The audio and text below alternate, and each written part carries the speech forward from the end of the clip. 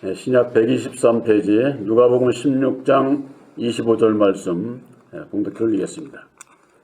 아브라함이 가로되 너는 살았을 때에 내 좋은 것을 받았고 나사로는 고난을 받았으니 이것을 기억하라.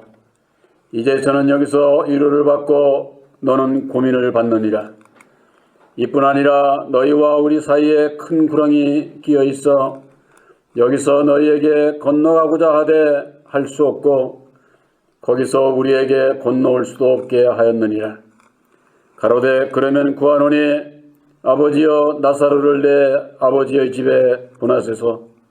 내 형제 다섯이 있으니 저에게 증거하여 저희로 이 고통받는 곳에 오지 않게 하소서. 아브라함이 가로되 저희에게 모세와 선지자들이 있으니 그들에게 들을지니라. 아멘. 29절 말씀까지 봉독해 올렸습니다. 모세오경에 대한 비유의 말씀들이라고 하는 말씀으로 함께 은혜를 나누고자 합니다. 부자와 거지의 그 비유를 들어서 구원받을 자와 구원받지 못할 자, 거지는 아브라함의 품에 안겨서 구원함을 받았지만은 부자는 고통받는 곳에 이르게 되고 그때서야 깨달았지만은 거기서 벗어날 수가 없는 거지요. 우리들이 구원과 멸망은 이 세상에 살아있는 동안에 결정나는 겁니다. 나중에 죽어서 자손들이 잘 믿으면은 부모들이 구원받고 그런 거 아니에요. 믿음은 각자 개인권이기 때문에 우리들이 살아서 어떠한 믿음을 받느냐, 이건 참으로 아주 중요한 것이 되겠습니다.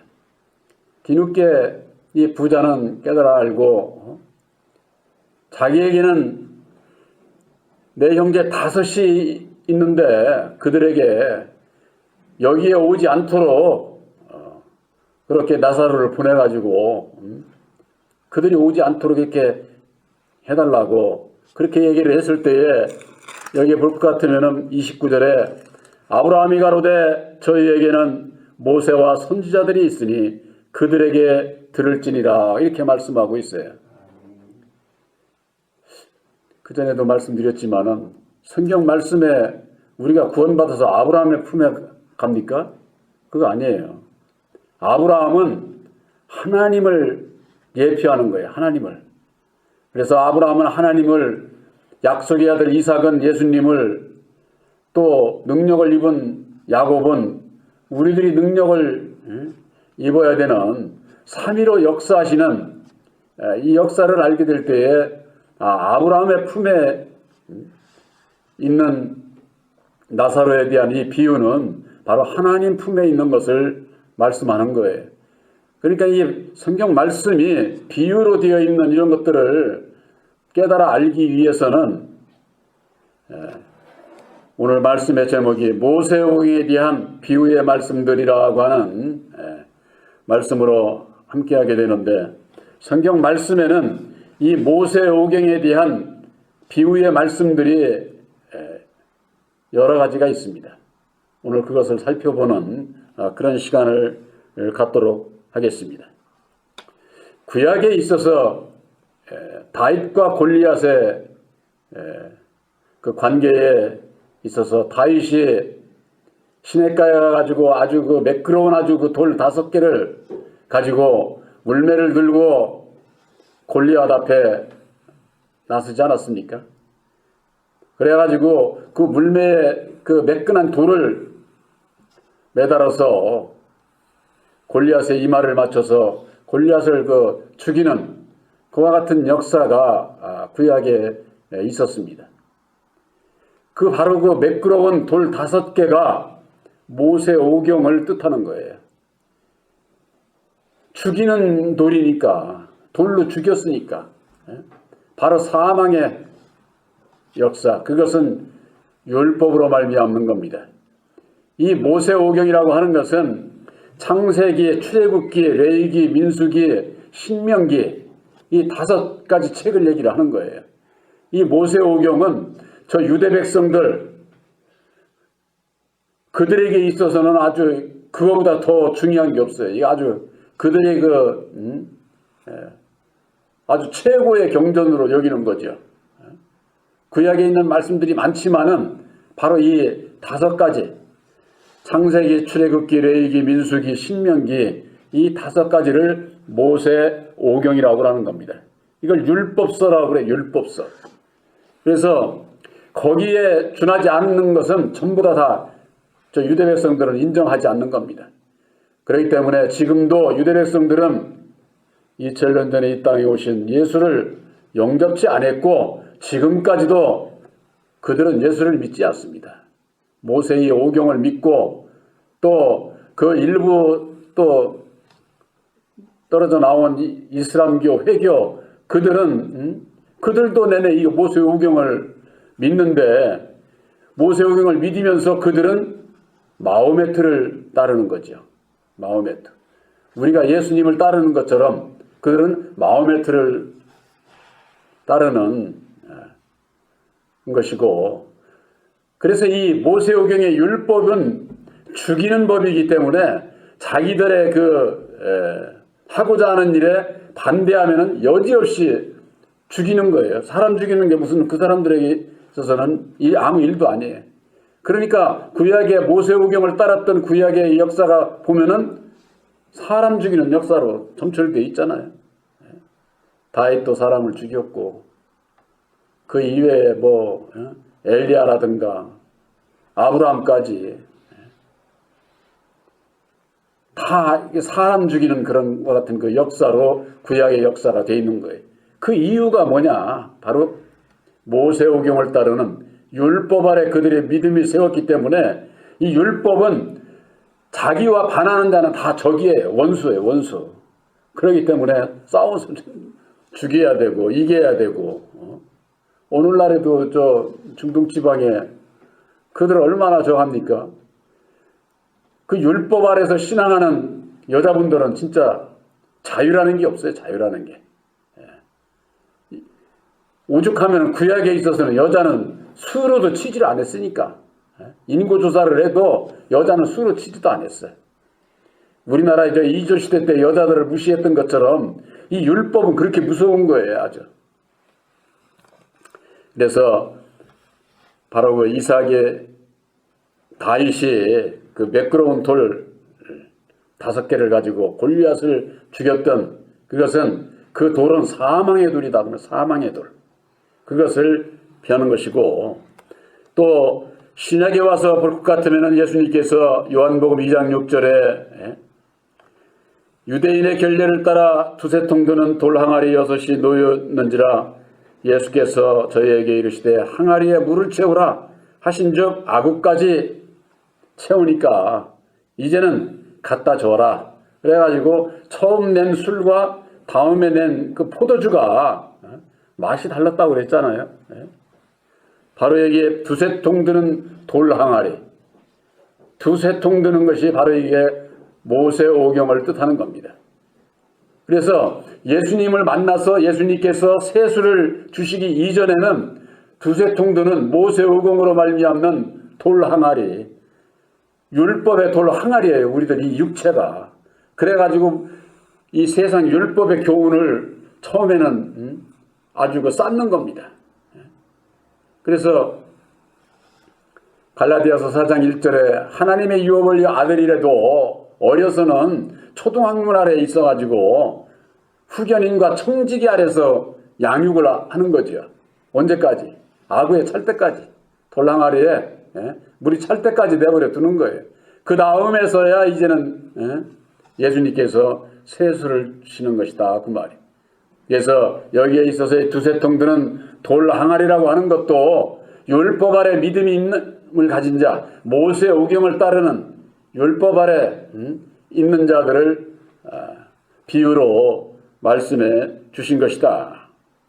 또한 마태복음 14장 17절에 볼 것 같으면 우리들이 잘 아는 떡 5개와 물고기 2마리에 대한 것이 나옵니다.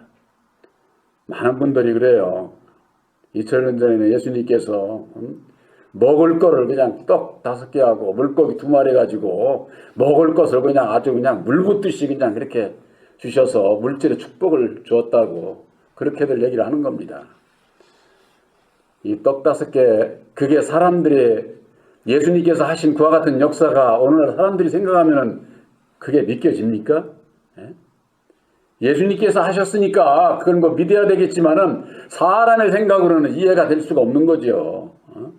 어느 누가 떡 5개 하고 물고기 2마리 가지고 그 많은 사람들을 먹이고, 그런 역사가 예수님께서 하신 역사니까 믿기는 믿는데 돌아서서 믿어지는 사람이 있느냐 그 말이에요. 사람의 생각으로. 이것은 바로 떡 5개라고 하는 것은 모세오경을 뜻하는 거예요. 율법의 교훈, 율법의 교훈. 또한 물고기 2마리라고 하는 것은 십자가의 도 안에서 아담과 예수를 뜻하는 거예요. 진리의 말씀. 그래서 율법과 진리의 말씀을 비유로 말씀하신 것이 떡 5개와 물고기 2마리로 들어서 말씀을 하신 거예요. 바로 이것도 떡 5개는 모세오경, 율법의 교훈을 창세기, 출애굽기, 레위기, 신명기, 민수기 이 5가지를 믿고 따르는 율법 아래 있는 자들을 이렇게 비유로 말씀해 주신 것이죠. 또한 우리가 사마리아 여인이 예수님과 만났습니다. 예수님께서 사마리아 여인에게 그랬잖아요. 가서 내 남편 데려오라고. 그러니까는 사마리아 깜짝 놀란 거죠. 시집도 안 간 내가 남편이 어디 있습니까? 난 남편이 없습니다. 그러니까 예수님께서 네 말이 옳도다. 너는 남편이 없다고 하는 그 말이 옳다고 말이에요. 그럼 이게 무슨 얘기예요? 예수님이 무슨 장난하신 거예요? 그런데 예수님께서 너는 5 남편이 있었다 이렇게 말씀을 하고 있는 겁니다. 내가 남편 5이 있었으나 지금 있는 자는 내 남편이 아니니 내 말이 참되도다. 사마리아 여인이 처음에는 육신의 남편이 있다고 이렇게 얘기를 한 걸로 알아들은 거죠. 육신의 남편이 아니라 남편 5이 있었다고 하는 것은 모세오경을 따르는 율법의 믿음 아래 있는 그 사마리아 여인의 그 믿음을 얘기를 하는 거예요. 믿음을. 그러니까 남편 5으로 우리들이 성경 말씀에는 예수님은 남편이고 우리는 신부로 비유하신 거예요. 무슨 뭐 사람의 생각으로 예수님이 남편이고 우리가 신부가 되겠습니까?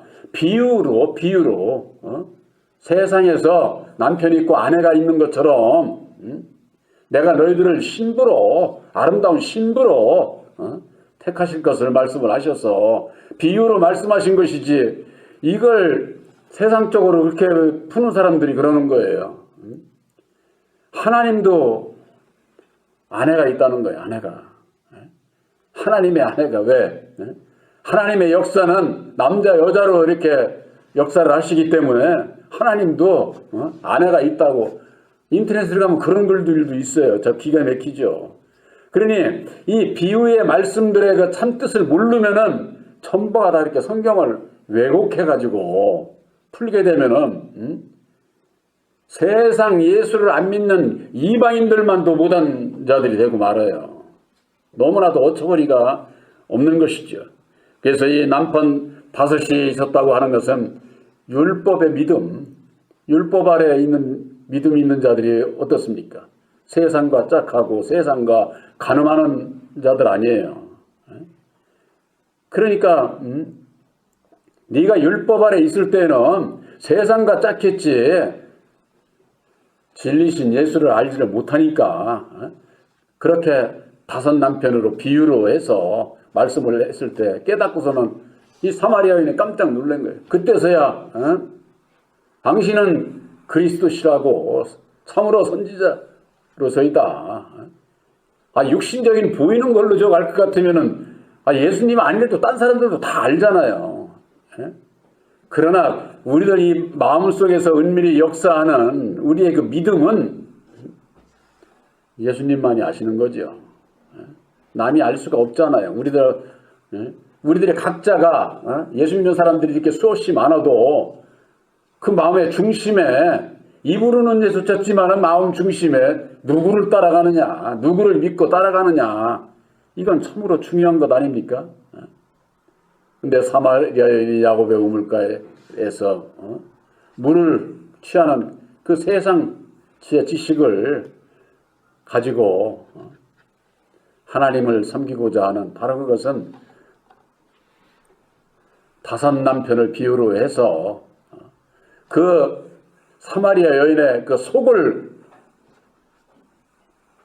예수님께서 말씀을 하셨을 때 사마리아 여인이 놀랄 수밖에 없었던 것이죠. 또한 우리들의 우리 교회도 있지 않습니까? 여기 무화과나무. 이스라엘의 그 나무는 무화과입니다. 우리나라는 무궁화라고 하잖아요. 무궁화. 이스라엘은 무화과인데 보시다시피 이 무화과 잎이 어떻게 되어 있어요? 손 5개를 빼죠. 손가락으로 5개. 이게 다 의미가 있는 거예요. 모세 오경을 따르는 저 이스라엘 백성들, 유대 백성들. 그렇기 때문에 무화과도 모세 오경을 뜻하는 것이다. 그러면서도 그 열매는 어떻게 되는 거예요? 꽃을 안 피잖아요. 속에 빨갛게 속으로 꽃 핀다는 것 아닙니까? 하나님의 백성들은 겉이 중요한 게 아니라 속에 어떠한 믿음을 가지고 있느냐. 하나님이 기뻐하시는 그런 아름다운 마음, 아름다운 꽃이 펴야지 그저 겉으로 뭐 화려하고 그냥 이쁘고 그런 것으로 인해 가지고 우리의 믿음이 좌지우지 되면은 결국 예수를 믿어도 멸망의 길로 갈 수밖에 없다고 하는 것이죠.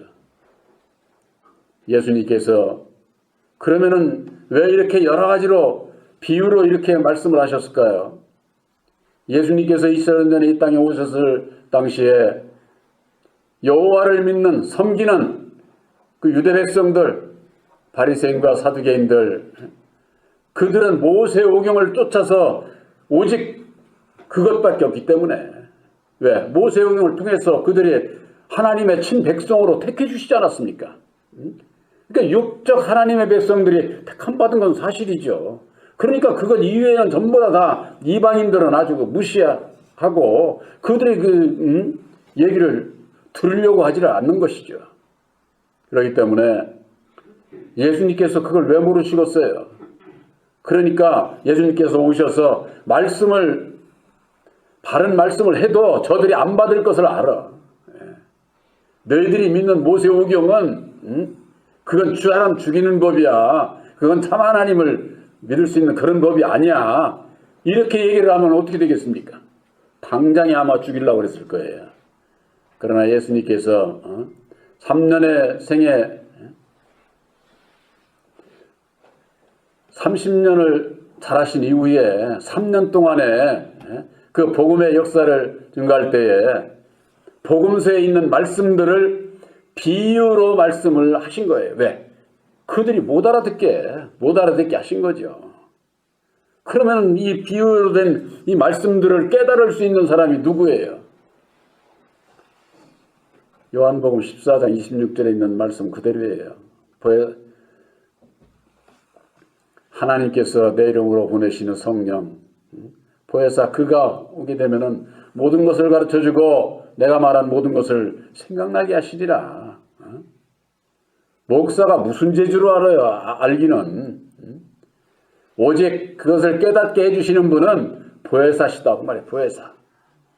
그래서 보혜사께서 오셔서 십자가의 도 안에서 이와 같은 그 비밀들을 가르쳐 주시는 것은 예수님께서 친히 본을 보여주신 이 땅에 오셔서 십자가상에 죽어주시고 죽은 자 가운데서 다시 사셨는데 예수님을 십자가에 죽인 자가 누구냐 그 말이에요. 그저 그냥 막연하게 마귀, 천사가 타락한 마귀, 이렇게들 오늘날 교회에서 얘기를 하니까 죽인 자가 이게 확실히 드러나지를 않아. 그러니까 어떻게 합니까? 저 빌라도의 군병들이, 대제사장들이 고소하고 빌라도의 군병들이 가서 죽였지. 역사로는 문자적으로 그렇게 돼 있잖아요. 그러니까 2000년 전에 빌라도의 군병들을 통해서 죽은 것으로 저하지, 그들의 마음속에서 역사한 사망의 권세를 가진 자가 누구인지를 모르니까 예수님께서 오셔서 친히 죽어주시고 예수님의 죽인 자를에게 보혈의 핏값을 지불하고 그를 이렇게 드러내는 거예요. 드러내는 거. 이게 심판이에요. 세상 임금의 정체를, 사망 권세 잡은 자를 드러냈다고 말이에요. 바로 그것이 이 세상을 다스리는 율법의 말씀을 가지고 이 세상을 다스리는 첫사람 아담이요, 그가 마귀라고 하는 거. 오늘날 교회에서 창세기에 에덴 동산에 세움을 받은 첫사람 아담은 그저 따먹지 말라는 선악과 따먹고 죽고 어디 가서 뭐 하는지를 오늘날 신앙인들 몰라요. 인터넷에도 얘기하지 않습니다. 오늘날 교리에 거기에 대한 말을 하고 있지를 않아요. 왜? 그들이 아는 마귀는 천사가 타락한 마귀니까. 말이 그렇지 2000년 동안 그렇게 알아온 그것이 우리 사람이 제가 아무리 떠든다고 해서 제가 아무리 떠들어도 보혜사께서 역사하시지 않으면은 절대 그들이 받아들이지 않습니다. 저도 그 전에 서울에 있을 때예요.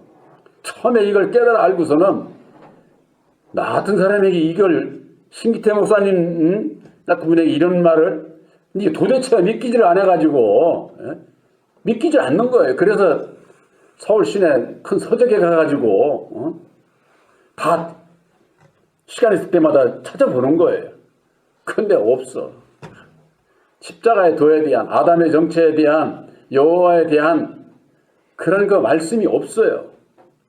그래서 이걸 도대체 저 같은 사람에게 뭘 어떻게 하라고 이 너무 놀라워가지고 이게 정말 참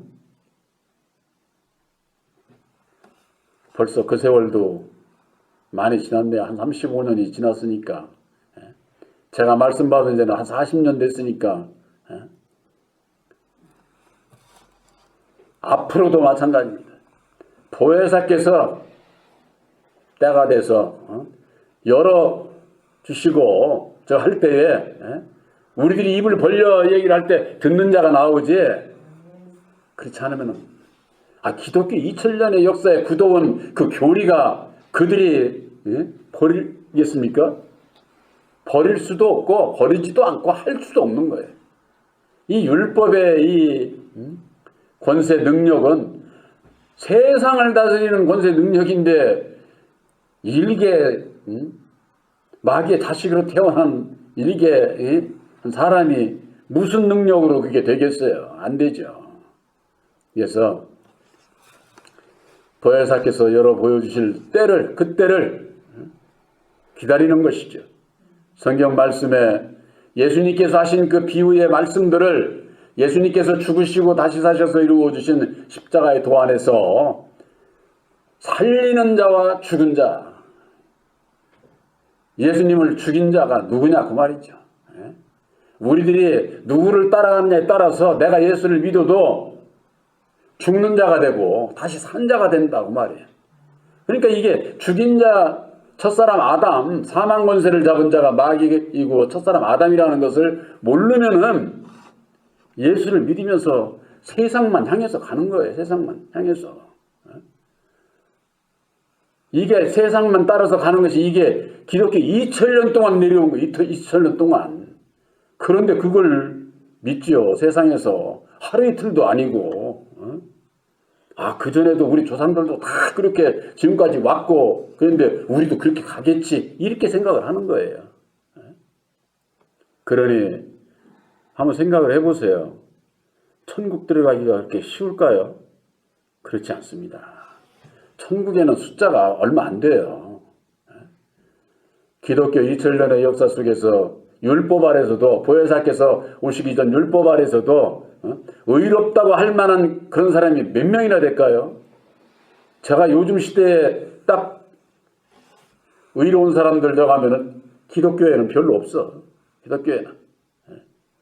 저는 차라리 불교의 성철 스님, 천주교의 테레사 수녀, 그런 분들은 차라리 솔직해. 그런데 기독교인들은 자기가 율법 아래 매여 있다고 하는 것, 자기가 죄인이라는 것까지도 고백도 안 해. 저는 테레사 수녀님 같은 분은 참 대단하다고. 마지막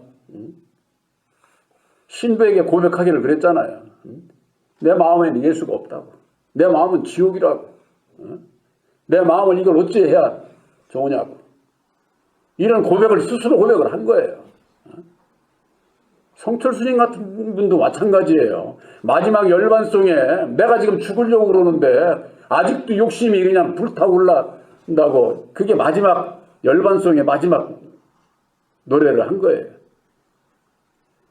그들이 구원을 받든 안 받든 저는 예수 안 믿으면 구원 받을 수 없죠. 성철 같은 분이라고 하더라도. 그러나 이방 종교에서도 그 많은 의인을 찾아보기 어려운 거죠. 더군다나 기독교에는 제가 보기에는 주기철 목사나 우리나라를 경우를 보면, 외국은 제가 잘 모르니까 손양원 목사님이나 그런 분들이나 어떨런지 그 속은 제가 다 알 수 없으니까, 그 이외에는 내가 죽은 자를 따라가고 있는지 아니면 산 자를 따라가고 있는지, 누구를 따라가고 있는지, 이건 참으로 중요한 거예요. 그러기 위해서는, 산 자를 따라가기 위해서는 죽은 자, 사망의 권세를 잡은 자, 첫사람 아담, 모든 사람을 아주 그냥 죽이는, 그래서 아담 안에서 모든 사람이 죽는다고 하지 않았습니까? 고린도전서 15장 22절에 아담 안에서 모든 사람이 죽어. 왜? 아담이 사망 권세를 가지고 있기 때문에. 그리스도 안에서 모든 사람이 삶을 얻으리라, 그렇게 되어 있습니다. 우리들이 예수를 바로 만나는 것은 예수님을 죽인 자가 누구인가, 예수님의 보혈의 피를 받은 자가 누구인가, 이것이 드러나야 내가 여기에 붙어 있었구나 하고, 아이고 뜨거워 하고서 벗어나는 거예요. 그때서야. 그랬을 때 2000년 전에 우리의 죄를 위해서 십자가상에 죽어주신 예수가, 그 보혈의 피 공로가 얼마나 이게 참 엄청난 우리 인생들을 향한 하나님의 사랑인지 이걸 알고, 그때서야 정말 참 예수를 바로 만나서 온전히 주님의 뜻대로 살기 위해서 애쓰지, 그렇지 않으면은 나만 그렇게 사나 이 세상에. 지금까지 기독교 2000년의 역사 다 그렇게 왔는데, 이렇게 아주 그냥 무슨 합리화시키면서 변명해가면서 합리화시키면서는 아주 신앙들을 하게 되면은, 천국은 그런 사람들이 가는 게 아니에요. 천국은 그저 이 세상에 눈물 맞고 괴롭고 고통스럽고 사망의 역사가 하는 이런 거하고는, 우리가 이런 데 살으니까 그거 가지고 이런 거 벗어나기 위해서 그냥 해달라고 저걸 하지, 이 마음에 이룬 자는 그런 게 고민이 되지를 않아요. 언제 부르면 가면 되는 건데 뭘 더 좋은 데 가는데 불러주시는 게 얼마나 감사하겠습니까? 바로 여러분들 마음속에 새 언약인 십자가의 도로 말미암는 율법의 주관자 첫사람 아담의 종으로 세움을 받은 모세를 통한 그 모세 오경을 믿고 따르는 저 유대 백성들이 하나님의 친백성들이 아니라, 이제는 진리의 성령 보혜사를 영접한 바로 진리의 아들, 여러분들의 하나님의 친백성인 것을 확실히 믿으시기를 주님의 이름으로 축원합니다.